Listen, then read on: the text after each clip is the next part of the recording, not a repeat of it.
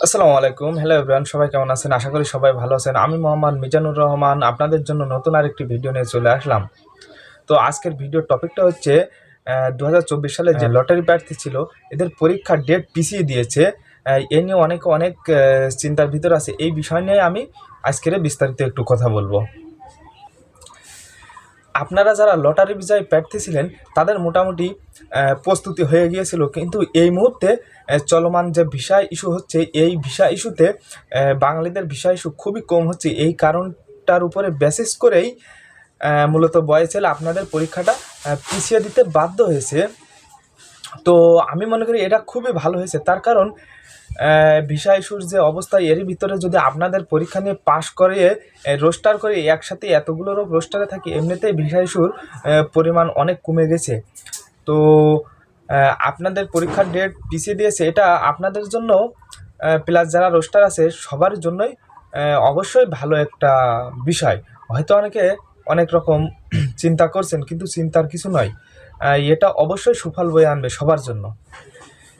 দেখুন, আপনাদের পরীক্ষা প্রায় অক্টোবর নভেম্বর মাসের দিকে মোটামুটি ডেট পড়ে যাবে। প্রায় 4.5 বা 5 মাস সময় আপনারা পাবেন।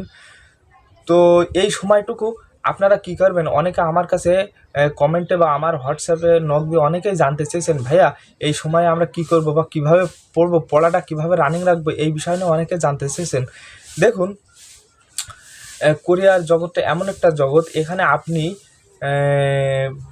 লটারি পাইছেন, লটারি পাওয়ার পরে পরীক্ষা দিয়ে স্কিল টেস্ট দিয়ে উত্তীর্ণ হয়ে রোস্টার ঢুকেছেন, তারপরেও আপনার কোরিয়ায় যাওয়াটা নিশ্চিত বলে আমি মনে করি না।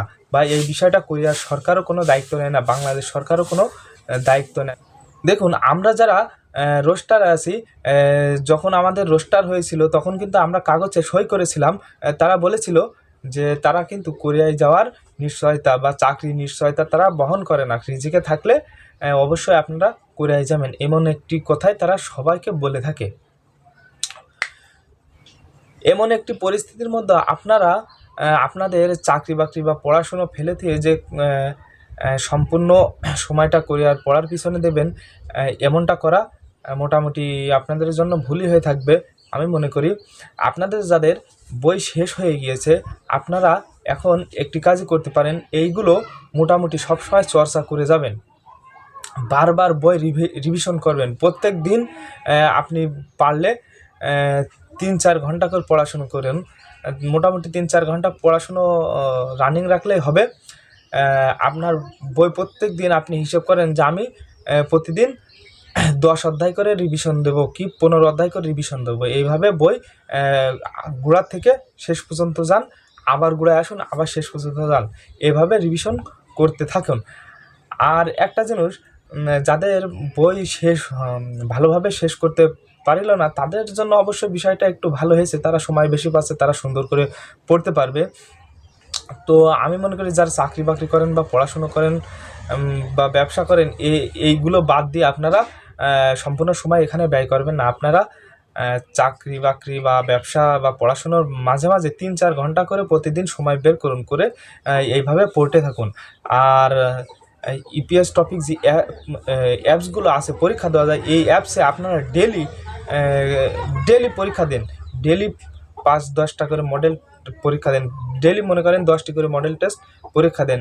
আর সময় তো অনেক বেশি আছে, আপনারা পারলে বাজার থেকে একটি মডেল টেস্ট কিনে সেখানে সুন্দর করে প্রশ্ন সাজানো আছে, সেইগুলো আপনারা পড়তে পারেন, পড়ে একা একা চর্চা করতে পারেন। এভাবে করতে থাকুন। আর একটা জিনিস মাথায় রাখবেন, যেহেতু সময় অনেক বেশি হচ্ছে, আপনাদের অবশ্যই রোস্টার মার্কও অনেক বেশি হবে। কারণ দেখুন, 165 বা 170 কিন্তু ভাষা পারদর্শীদেরই রোস্টার হচ্ছে।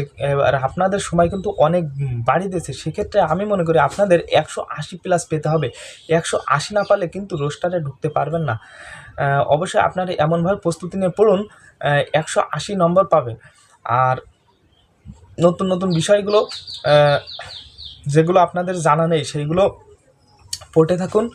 আর যেগুলো পড়া হয়ে গেছিলো এগুলো রিভিশন দিন। অতএব ইপিএস জগতে যত অ্যাপস আছে সব অ্যাপসে আপনারা পরীক্ষা দেবেন। টুকটাক করে পরীক্ষা দিতে থাকবেন, প্রত্যেকদিন পরীক্ষা দিতে থাকবেন, আর বইটা চর্চা রাখবেন। আর ইপিএস টপিক যে ওয়ার্ড মিনিং মানে উড়ি যে শব্দার্থ বইটা আছে, এই শব্দার্থগুলোও আপনারা কমপ্লিট করে পড়তে থাকুন, তাহলে দেখবেন অবশ্যই আপনাদের ভালো একটি রেজাল্ট হবে। তো বর্তমান সময়ে কোরিয়ায় যাওয়াটা সো ডিফিকাল্ট, কারণ বর্তমান যুগে এই বিষয়টা অনেক জানাজানি হয়ে গেছে। এখানে প্রতিযোগিতা অনেক বেশি। দেখুন, আপনি 2.5 লাখ বা 3 লক্ষ টাকা বেতনের একটি চাকরিতে কোরিয়ায় যাবেন, তো বুঝতেই পারছেন এখানে কেমন পরিশ্রম করতে হবে আর কেমন প্রতিযোগিতা হবে। এমনি এমনি টাকাটা আপনার পকেটে আসবে না। তো সুন্দর করে বইটি গুছিয়ে পড়তে থাকুন, আর ডেলি 3-4 ঘন্টা করে রিভিশন দিন।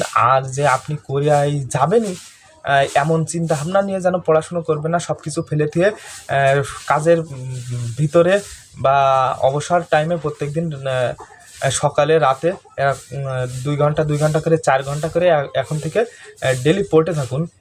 এইভাবে আপনারা এই যে জানা বিষয়গুলো রিভিশন দিতে থাকুন। যখন পরীক্ষার ডেট দিয়ে দেবে 1 মাস বা 20 দিন সময় আছে, তখন ডেলি 8-10 ঘন্টা করে পড়েন। আর এখন মোটামুটি এই সময়টুকু পড়লেই হয়ে যাবে।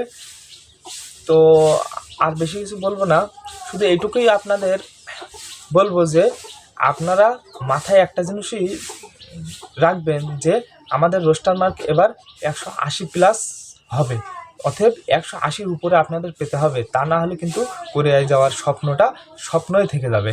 তো ধন্যবাদ, বেশি কথা বলবো না। ভালো লাগলে লাইক কমেন্ট শেয়ার করে পাশে থাকবেন।